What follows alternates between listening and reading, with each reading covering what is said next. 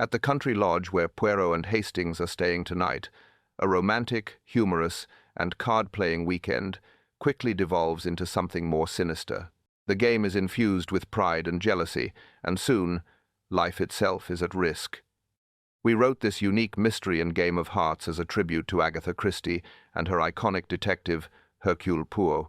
The murder of William Weare, a real-life case that stunned Regency England and turned into one of its most well-known gambling crimes, served as its inspiration. Tell us where in the world you're listening from tonight in the comments section before we start. We are thrilled to witness the global expansion of our mystery-loving community, and I appreciate all of your kind words and insightful comments. Your support keeps these tales alive despite the many hours it takes to produce them, including the writing, narration, and pictures. For ad-free listening and access to premium content, you can either leave a modest tip or become a member. However, even if that isn't feasible, just listening, leaving a comment, and sharing is a kind gesture that keeps nocturnal stories alive. Let the tale unfold now. Wealdon Lodge are invited. One of the oddities of my association with Hercule Poirot is that, just when I think life has finally settled down and become predictable, he will thrust us both into the middle of an affair as bizarre as any author could make it. This reality hit me hard one clear March morning, when a fortuitous meeting at my club resulted in what Poirot subsequently dubbed l'affaire Wen. After breakfast, I was aimlessly looking through the papers in the smoking room when I was startled by a familiar hail. "Old man, Hastings. It's you, by Jove." The man was Reginald Frobisher, a large, robust, red-cheeked man who seemed to have been made for riding boots. I had seen him at the club ever since, always in relation to some fresh sporting zeal, and I had known him a little in the army. He had previously made an unsuccessful attempt to teach me fly fishing, and from what I've heard, he had equally devoted himself to boxing and poker. "What are you up to this weekend?" He pounded me on the back with needless force as he requested. "Nothing noteworthy," I confessed. "Wonderful. Then you have to visit my uncle's home in Hertfordshire, Wealdon Lodge. In the evening, it's a little shoot and a little cards, a few rather intriguing visitors. Take your Belgian companion with you."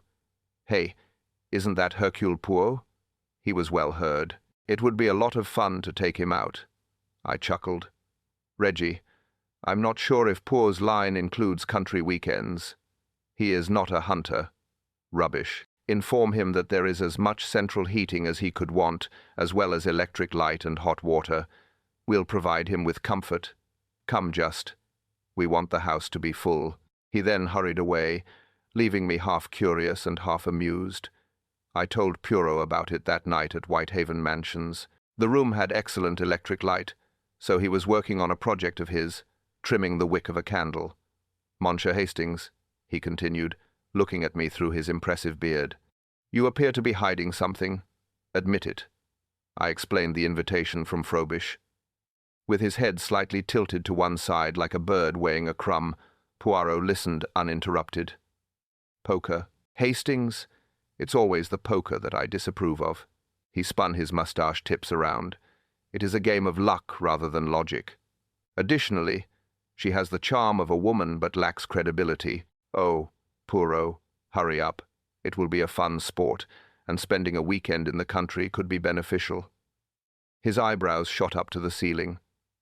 The Hastings country, drafts in the hallways, mud on shoes, and worst of all, the English propensity to overcook vegetables. Mon Dieu, the unfortunate carrot is boiled to death till it passes away from boredom. Nevertheless, his eyes narrowed. "Who will be there?" "Please." I admitted that I was unaware. Reggie alluded to an intriguing group of people, maybe a few of women, and maybe some of his boxing buddies. Poirot's eyes glowed. "Ah, you already say it is more promising, ladies, because there may be passion where there are gamblers and smiling women. Additionally, there may be criminal activity when there is anger and hatred." Satisfied, he tapped the candle wick. "We're going." The next Saturday, we were rattling out of London in a car that had been hired for the occasion. Muffled in his large coat, Poirot sat next to me, his petite frame appearing strangely frail against the plush couches. He pointed to the rolling fall fields with one delicate palm and murmured, "Observe, Hastings. You find the English landscape to be charming. It is the grave of order, in my opinion. The footwear return covered in muck. The wind enters through the doorway. One gets sneezes from the hay. Enfant. However, guys frequently pursue something very different when they pose as seeking athletics. When we arrived at Wealdon Lodge, it was a sprawling red brick home that was quite far from the hamlet. There was a sense of cozy neglect, the kind of place where dogs were allowed on the chairs and the scent of cigars permeated the drapes. Reggie gave us a warm welcome. Capital, Hastings, and Mauro. The others are located in the drawing room. The others turned out to be an odd mix. A retired sporting baronet with a loud laugh, Sir George Bartlett, was present. A dapper man in an evening gown. Lionel Wade is already expertly shuffle a deck of cards. Finally, a tall, fair man introduced himself as Charles Linton, whose demeanour toward Miss Glenn was noticeably attentive. Miss Violet Glenn was dark-keyed, attractive, and had the kind of smile that conveys enjoyment at one's expense. Admittedly, my athletic instincts were immediately roused. I believed that this gathering would be ideal for a weekend of cards and camaraderie, but Pooh, who was seated in an armchair, looked around the group with unblinking eyes. Later, after Reggie had hurried off to check on dinner, he whispered to me, "I'm curious. I can already see undercurrents. Wade, Miss, he moves the cards too quickly. Typical professional. Glenn, Madam. 2, maybe 3 guys admire her, and having admiration for someone might be riskier than having debt." I chuckled. Murder at a weekend party is definitely not what you expect. Poirot grinned. "I have no expectations, my friend. There will be drama at Wen Lodge before this weekend is over. I can assure you of that." He was correct as usual. The table's cards. The meal at Wen Lodge was really filling. A cheese board that could have fed an army, soup, a beautiful roast, and puddings of startling richness. Sir George Bartlett loudly applauded each dish. Smooth as silk, Lionel Wade said nothing but grinned in a way that suggested he was correcting everyone else inside, while Reggie Frobosher kept us entertained with stories of his boxing matches and put him clean through the ropes by Jove. Charles Lincoln and Sir George were paired with Miss Violet Glenn. She accepted the baronet's booming compliments with graceful indifference, but she turned to Linton now and again with quiet, attentive remarks, and once or twice I saw her smile at him with a warmth absent from her dealings with the others. Normally a somewhat reticent man, Linton became noticeably more cheerful when she was around. Poirot ate with tiny, careful movements across the table from me, as if every bite had been measured and approved. He whispered something about the murder of the cabbage, but otherwise kept a polite quiet while glancing between the guests. When we finally made it back to the drawing-room, brandy was offered, and cigars were brought out. Smoke filled the room as Sir George spoke. As if it had been anticipated, Lionel Wade pulled a tidy deck of cards out of his breast pocket in response to Miss Glenn's request for coffee. Sir George screamed, "Poker, eh? The game is that." Miss Glenn leaned back slouchedly. "Until luck turns. You guys and your cards are always so confident in themselves. Good luck, Miss Glenn." Wade smiled, cutting the pack with effortless grace. "Man creates his own fortune. In life, as in cards." Linton gently interrupted. "Not always." His gaze shifted to hers before returning to Wade.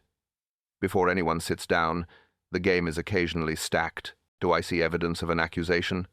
WDE grinned broadly. Linton stumbled. "Absolutely not. Just a perception." Sir George laughed. "Tonight, let's see whose observation pays off. Shall we?" Around the table, we assembled. Poirot pleaded exhaustion and refused to play, but he stood close by and observed. The initial hands were somewhat innocuous. When he lost, Reggie cursed. Linton and Wade were obviously disturbed by Miss Glenn's presence, as she occasionally moved from her chair to rest lightly on the table, as Sir George screamed with amusement at his own mistakes. Wade replied calmly, "You should play, Miss Glenn," following a round in which he had rad in a neat little pile of coins. Her dark eyes gleamed as she shook her head. "No, I would rather observe. When men believe a woman isn't looking, they divulge more.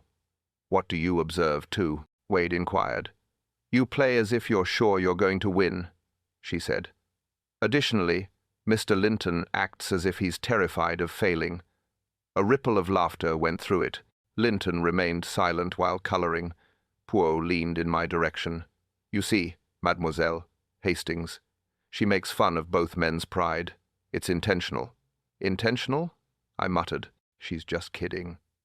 Poirot twitched his moustaches. Joking?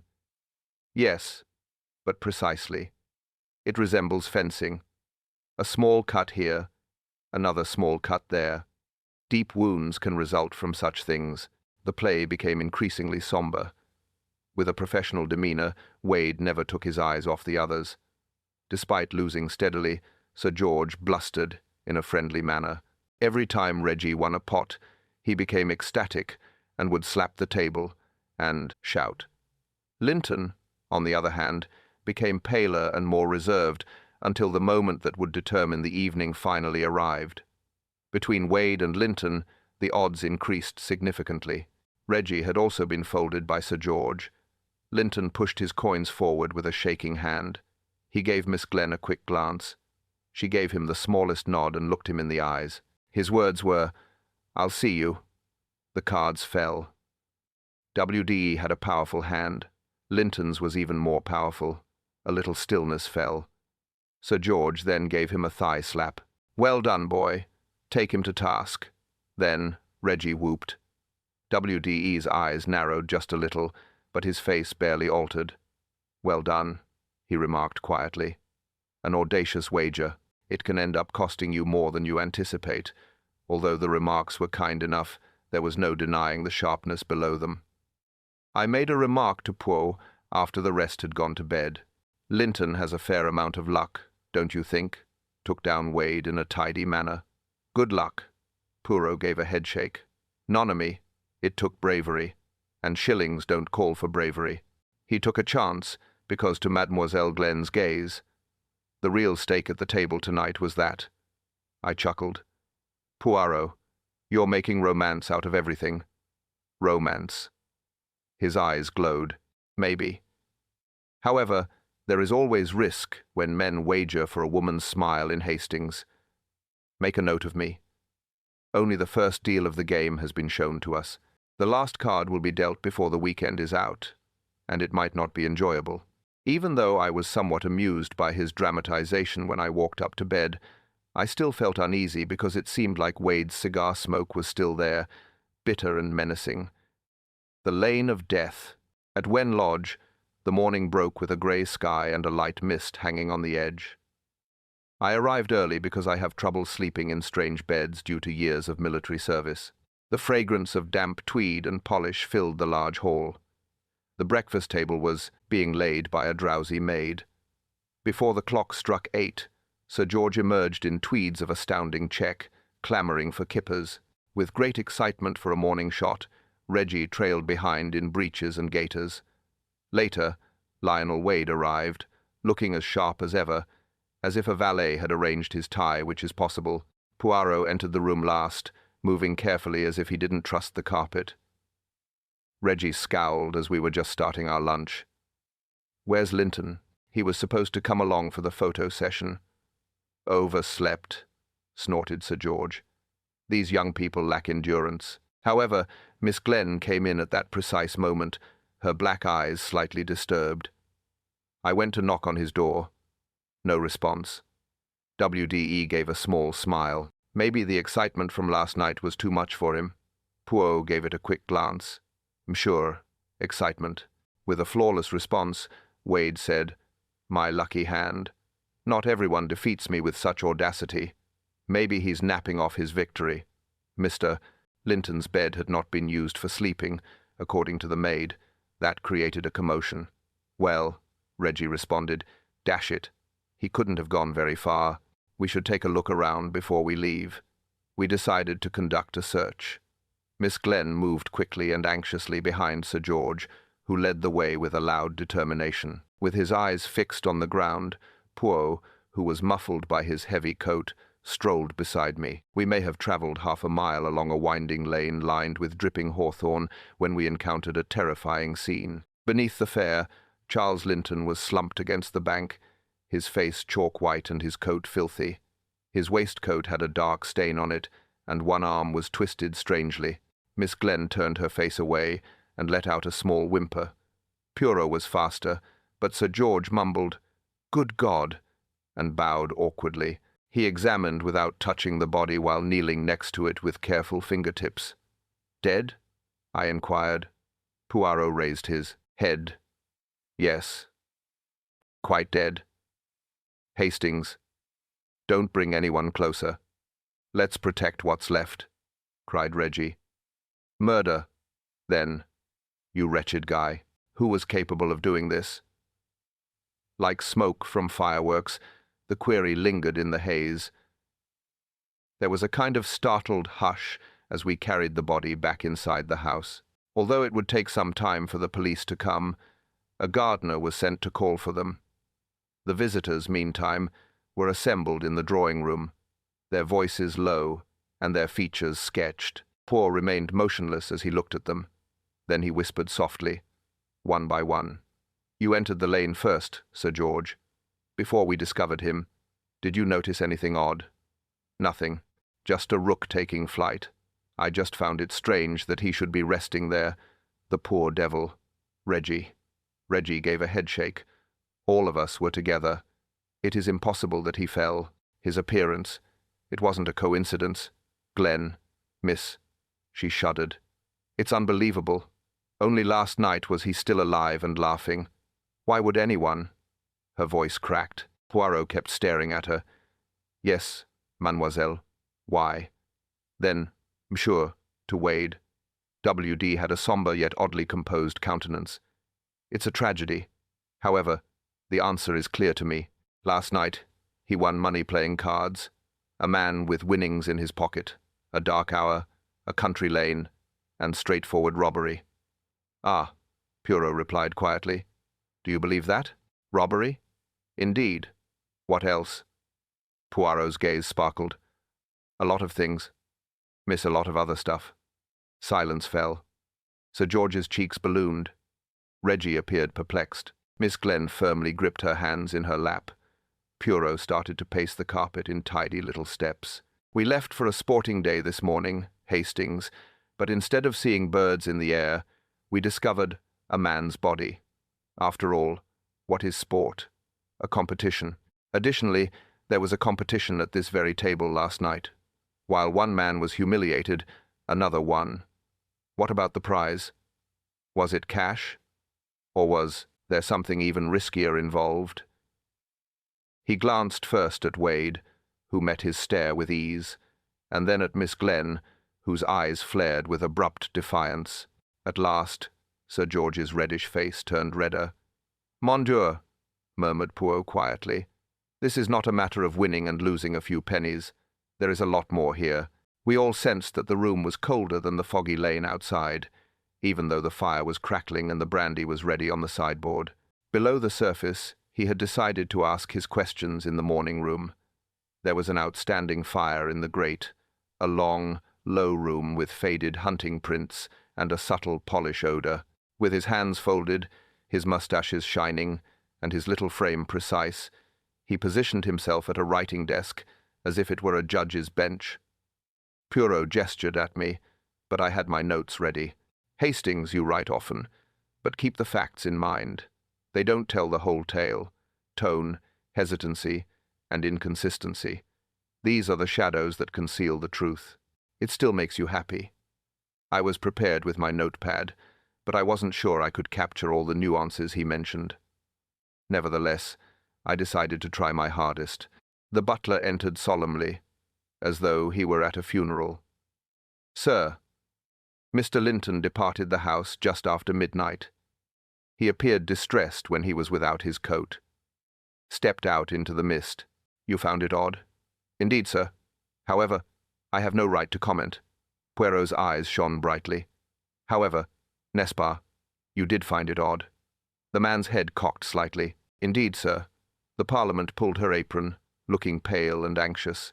Then, sir, I noticed Miss Glenn in the hallway. She appeared distressed and was wearing a shawl. Poirot whispered softly, "Mercy, mademoiselle. Your eyes are keen." With his cap in hand, the gardener remarked, "Heard voices in the lane, sir, with a voice similar to Mr. Wes." Two men row fiercely. Although I can't swear, it sounded just like him. Pooh gave him a sombre thank. "Trebian, that will do." Poirot turned to face me and gave me a slight nod after the man left. "You see, Hastings, the argument wasn't made up. The fog was penetrated by two men. Only one came back." I shuddered. The first visitor to arrive was Sir George, whose large shoulders and thunderous outrage filled the entryway. He spread his tweeds out like a tent and sat down hard. Bad business was dashed. Poirot has never seen something similar. During his prime, the young man chopped down. Horrible. That's what it is. "Back then, you liked Mr. Linton?" Softly, Pooh inquired. "Admired him?" "Sure, why not? Good dude. When I saw him at a meet last season, he rode quite well. Sought quietly. Did not turn himself into a star. That's good breeding." Poirot gave a nod. "He and you played cards yesterday night." "Hello?" "Yes, exactly." Sat on a couple of hands. "Please note that I am not a dab hand. I laughed it off after losing a little. That's how it is. What about the others? Wade is worth keeping an eye on. Plays with the skill of a pro. As though he were born with cards in his hand, he shuffles the pack. I don't like how smooth it is." "You believed him to be dangerous? Risky?" "Although I wouldn't go that far, I didn't enjoy the expression on his face when he was beaten by Lincoln. Sure, I'm grinning, but it's the incorrect kind. In the hunting field, I have witnessed it happen when one guy rides by a fence badly while another passes him unharmed. Although he seems like a kind guy, you can sense he wants to strangle you." Poirot, twirling his moustaches, murmured, "Trebia." "Then you believe that Linton and Wade are at odds?" George harumphed, "Sir. Yes, there may have been a fight, but I won't blame the man directly. All I say is what I discover. Mercy, you have been of great assistance, Sir George." Next to arrive, full of youthful vigor and excitement, was Reggie. His gaiters were still muddy from the lane when he sat on the chair's edge. The dreadful creature, Poirot. I can't stop thinking about it. Charles, poor guy, is laying in the ditch. I never imagined seeing something like it. He was someone you liked, maybe. Liked him a great deal. A quiet man, yet good. Despite his lack of flair, he was able to compete at cards as well. That was his quality that I found appealing. Unlike Wade, he had no intention of making fun of the rest of us. Poirot's eyes shone brightly. "Yes, you believe that Mr. Wade intended to make people feel inferior." Reggie gave a forceful nod. "That's all. Of course, he plays to win, but more than that, he plays to crush and show that he is smarter. Last night, Linton easily defeated him, and I'm willing to bet Wade wasn't pleased at all. That being said, I'm sure sometimes a grin hurts more than money. Have you observed Mademoiselle Glenn's gaze on Linton?" Reggie reddened. "Yes, I did observe. Everyone did. She essentially told him to go ahead. Because she was observing, he put everything on the line. It's damned romantic, in my opinion. Wade also took notice. He did, of course. It was evident in his eyes. But Poirot, take a peek. It is not worth killing a man for Violet Glenn. Yes, but who determines a woman's value? Monamy, not reason. Never use reasoning." Poirot gestured with his hand. "Miss Frobisher, Mercy, that will work." Lionel Wade walked in with calm grace, as though he had been called to a drawing room instead of an investigation. With his hands folded across his knee and one ankle resting on it, he sat with purposeful ease. "It's a sad situation, Mauro, but I'd venture to suggest there's an easy fix. Linton kept the money he won in his pocket. He was late, leaving the house. A ruffian from the village recognized his opportunity. Pure and plain robbery." Poirot inquired, "You are positive it was robbery?" Wade grinned. "His pockets were clearly empty. Isn't it clear?" Of course, Poirot replied softly, are frequently set up to appear that way. Tell me, monsieur, how you felt after losing against Mr. Linton last night. Nothing at all, Wade said with ease. Cards are cards. One wins occasionally and loses occasionally. Poirot's gaze became piercing. Nevertheless, when you put your cards down, your hand shook just a little. Yes, you smiled, but it was a man's smile after swallowing something bitter. WDE became less composed for the first time. I don't like losing, of course, but it's not a crime. No offense, no. However, humiliation, monsieur, is a motivation as old as Cain, and you were humiliated by more than just the cards last night. It was a female's gaze. WDE's expression stiffened. Do you mean Violet? She can smile at anybody she wants to. Poirot spoke slowly, as if he were a philosopher. Nevertheless, the gardener heard raucous voices coming from the path.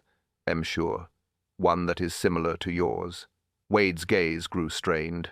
Voices carry, and the gardener imagines things in the fog. Yes, he might have heard two males, but not me. I was in my chamber. By yourself? By yourself? Poirot made a small bow. You've talked enough, monsieur. The mood shifted with Violet Glenn's arrival. Her face was pale, her eyes were bright with repressed emotion, and she was dressed in a dark wrap. Monsieur Poirot, do we have to see this performance? Charles has passed away. Don't bother. Poirot's voice grew softer. Unfortunately, mademoiselle, until the truth is revealed, the dead cannot rest. You liked him. Indeed. Her voice wavered, then leveled out. I must tell you that I adored him. He listened and was kind. It might not seem like much, but in a society full of boastful men, it meant everything. Pooh bowed his head. Nevertheless, you urged him to perform last night. Why? He had self-doubt. He believed he couldn't prevail. I wanted him to realize how strong he was and that he could. With a glance that Wade did not miss, you gave him courage. She raised her chin. Then let him feel envious. I never encouraged Wade. But you're afraid of him, Poirot said. Her eyes blinked. I have no fear of men. But let me tell you, Charles had a fear. Only last night did he say that to me. If something were to happen to me, keep in mind that I wasn't destroyed by the cards. He then laughed as if it were a joke, but I could see the expression in his eyes. He meant it. Poirot's eyes became piercing. You've handed me the key, madame. Très intéressant. Poirot leaned back with his eyes half closed and his fingers stiffened after the last of them had left. So, Hastings, what are your findings? The first thing I said was that Wade killed him. He was upset about losing and envious of Miss Glenn. It is demonstrated by the argument in the lane. Everything fits. Poirot grinned. You jump like a dog to the wrong smell, Hastings. Yes, the quarrel. But keep in mind what Linton said. I wasn't destroyed by the cards. No, mon ami. Somewhere else is the truth. The crime is of the heart, not the money. With steel-like gaze, he stood up. There is still one act left. It's time to place the last cards on the table, so we need to gather them all together. The garden's truth. We were all united by Poirot's order rather than his proposal. We gathered on Wealdon Lodge's terrace at 3 o'clock, with a view of the fall gardens, where the lane twisted into the mist and the roses hung sodden and brown. Every face was paler than normal, and the air was cold. Miss Glenn was white but defiant, Reggie was heated and restless, and Sir George loomed in his checks. Miss Glenn weighed as smooth as marble. The gardener squirmed uncomfortably with his cap in hand, and even the butler hovered surreptitiously at the French doors. Poirot was spotless as he stood in front of us, his shoes shining in spite of the wet stones. In the manner of a general surveying his forces, he glanced from one to another. He started in exact tones. My friends, Charles Linton has passed away. There will be police. Indeed. However, I need to know what transpired in this house, these gardens, and that lane before they do. There was quiet. Sir George's throat cleared. Reggie moved from one foot to the other.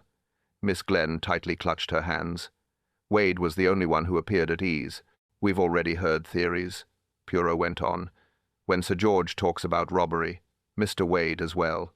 According to Mademoiselle Glenn, it's envy. Hastings. He cocked his head in my direction. I'm positive it was Wade. However, I assure you that appearances are deceiving. They are always dishonest. Abruptly, he turned to Sir George. You claim to have seen nothing out of the ordinary this morning. However, you just mentioned a rook in the lane taking flight. Why didn't you inform me earlier? George, sir, blushed. Nothing for a rook. Birds soar through its shadows. Poirot, however, retorted, a rook rises when disturbed. By whom, George, sir? By 2 men in rage, or by a man lying in wait? It reaned the baronet. I'm not sure. Sir, don't press me. Poirot only cocked his head before turning to face Reggie. Charles Linton was admired by you. Indeed. Reggie got happier. I did, of course. A straight kind of person. Despite this, you expressed how much Violet Glenn admired him. I'm sure. Are you certain that appreciation didn't make you envious? Reggie reddened. It's unfair. I enjoyed him. Violet did care about him, yes. It was visible to everyone. But I never meant any damage to him. I promise. At that, Miss Glenn's gaze became inscrutable as she averted her head abruptly. Poirot looked across at Wade. You are the one who insists on robbery the most, Missy. Why? Wade responded with ease, since it is straightforward. His pockets are empty and his earnings are gone. Is there another explanation? Poirot's beard trembled. Yes, but a real thief steals everything. But Lincoln's watch remained unharmed. Doesn't that seem odd to you? This was the first time Wade's smile changed. The thief might have been agitated. Maybe, Poirot remarked. But the gardener could still hear 2 voices arguing in the lane. One was similar to yours. W.D.'s gaze grew icy. Ideas of the peasantry. Fog is deceptive. Monsieur, Fog doesn't argue. Poirot gave a harsh reply. Men do. He looked across at Violet Glenn. Mademoiselle, you told me something really intriguing. That Charles told you. Remember that it wasn't the cards that destroyed me if anything were to happen to me. What did he mean? She nibbled on her lip. I'm not sure. He was distressed. He refused to give me further details. You are sure? Her eyes blinked. What are you trying to say? That I was aware of his anxieties and suppressed them? I'd never turn on him. Pooh's voice grew softer. Nevertheless, the word betrayal keeps coming up for me. At that point, the gardener coughed uneasily while twisting his cap. I beg your forgiveness, sir. I haven't mentioned the summit yet. I heard footsteps after the voices. 2 men are leaving together. Later, only one will return. There was silence. Pooh's eyes shone brightly. Hear me out, Hastings. A pair of men ventured into the fog. One came back by themselves. This indicates that the argument was not an accident. Linton intentionally went next to the murderer. Like stones thrown into a pond, the words struck. Sir George mumbled. Reggie let out a faint cry. Violet turned pale. Wade's smile remained fixed as he looked straight ahead. Pooh pushed himself up and looked around at everyone. You see the trend now, Miss Ami. Neither money nor cards were the reason Charles Linton died. The sole purpose of emptying the pockets was to deceive. He gave his life for pride, jealousy, something more powerful and frightening, and possibly love. Nobody said anything. The air felt thick with unspoken things as the mist gathered tight around the patio. Pooh held up a finger. I don't yet blame Patience, but I will get you all together again tonight before the day is out. The final card will then be dealt, and the truth will be exposed. We gradually scattered to our separate areas of the home. I strolled next to Poirot, my thoughts roiling. Poirot, I muttered. You know for sure. Wade, wasn't that right? He smiled slightly at me. Hastings, you always jump. Wade, maybe. Maybe another, yes. However, keep in mind that money is rarely the real motivation behind murder. The heart is the one that betrays. Furthermore, There is a risk when it comes to problems of the heart. He then left me to my thoughts, which were just as perplexed as the mist shrouding the lawn after making that mysterious comment. The final card. After dinner, we were called back to the drawing room. Tall shadows were produced on the paned walls by the fire's brilliance. It was a torturous atmosphere. It was evident that we were now waiting for judgment, even though each of us had contributed to the lengthy, uncomfortable day. Poirot stood by the fireplace, his little body spotless, his fingers squeezed together, his eyes gleaming with silent assurance. "It's time to put the final card on the table, my friends," he said. "Charles Lincoln was discovered dead in the lane this morning. Initially, it appeared to be robbery. He had no money in his pockets. However, the pockets were too empty to be deceiving. Money was not the real cause. Rather, it was something far older and more potent." He glanced across at us as he turned slightly. "I often wondered, who makes money? In the heart, not in pounds and shillings. Both pride and jealousy were present in you, Muade. Linton beat you at cards. According to Mademoiselle Glenn, you lost more to him. He and you got into a fight in the lane. You are the obvious suspect because of all of this." Wade tensed but remained silent. Pooh raised one finger. "However, the obvious is misleading. Wade, you mentioned robbery too much. You yelled it at every opportunity. I can know you're not the man just by that. A guilty person doesn't speak much. The innocent are the ones who raise excessive objections." A commotion occurred. Sir George appeared perplexed. Reggie whispered, "Go ahead and dash it. Who else but Wade?"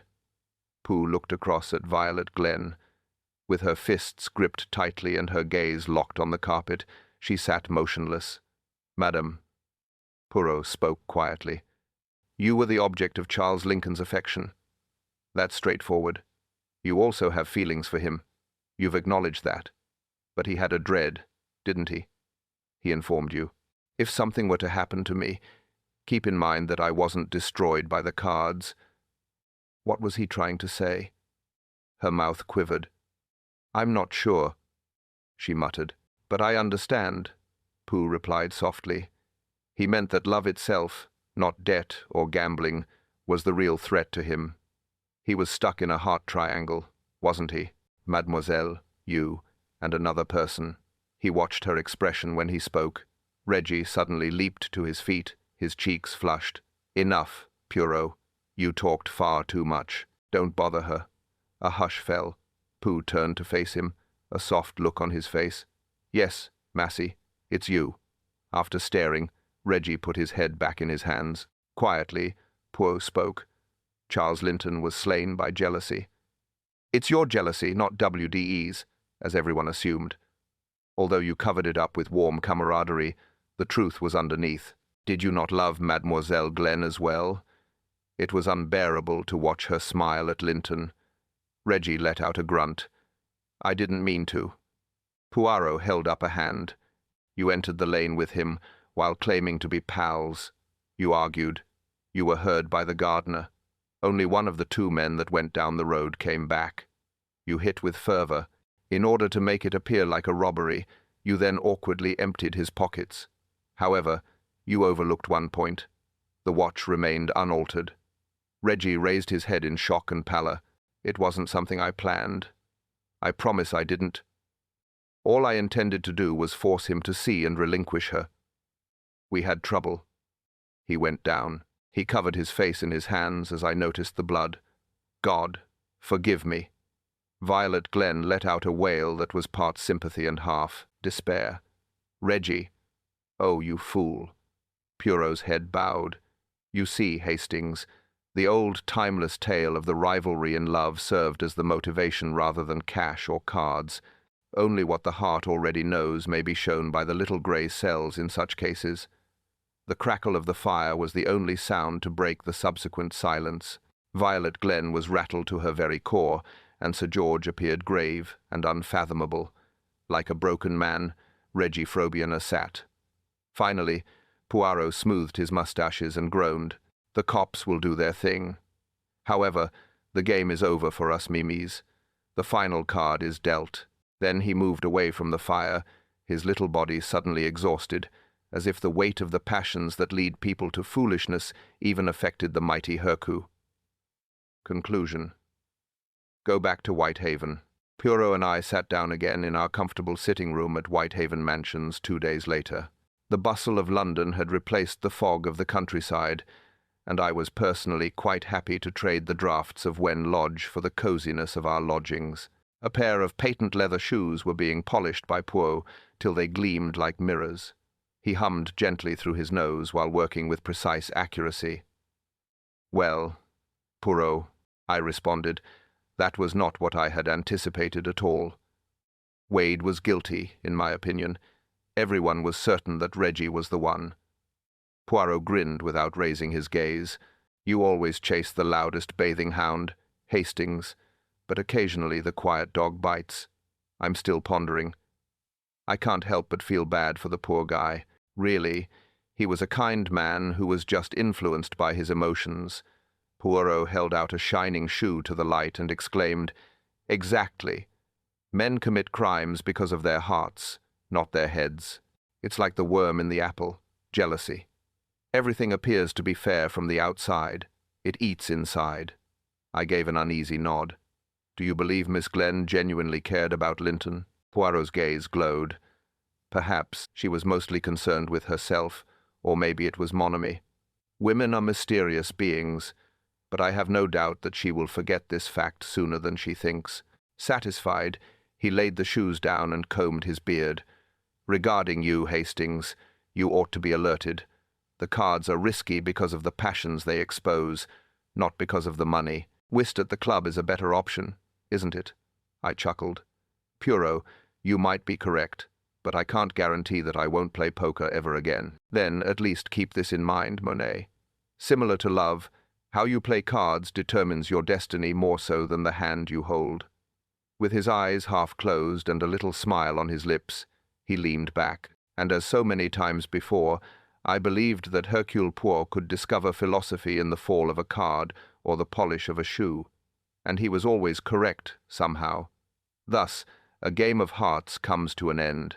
The final hand of a country weekend of cards was one of passion, treachery, and jealousy rather than luck. We wrote this story in honor of Agatha Christie, drawing inspiration from the actual murder of William Weare in 1823, but imagining a whole other scenario in Poirot's world. We appreciate your participation in our expanding community. Hastings keeps coming back for the next case because of your feedback, comments, and sharing of these stories. They really mean the world. You can leave a tip or become a member if you would want to help even more. However, remember that you are already a gift by being here. Good night, till our next mystery.